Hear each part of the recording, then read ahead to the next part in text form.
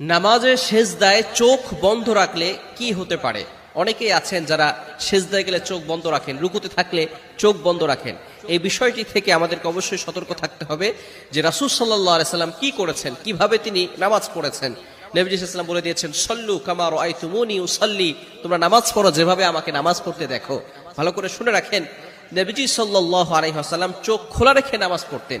কিন্তু আমরা অনেকে মনে করি, বিশেষ করে অনেক মা বোনেরা আছেন, তারা মনে করেন যে চোখ বন্ধ করলেই আমরা নামাজের ভিতরে শান্তি পাই, নামাজে মনোযোগ থাকে। তবে সুন্নাহ কিন্তু হচ্ছে চোখ খোলা রেখে নামাজ আদায় করা। সেজদার ভিতরে অনেকে চোখ বন্ধ করে রাখে, নবী সাল্লাল্লাহু আলাইহি ওয়াসাল্লামের সুন্নাহ কিন্তু এটা নয়।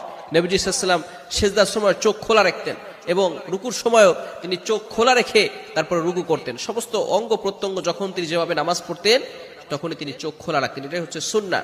তবে আমরা অনেকেই চোখ বন্ধ করে নামাজ পড়ি। মনে রাখবেন, এটা কিন্তু কিছু কিছু স্কলারগণ বলে দিয়েছেন, যদি সবসময়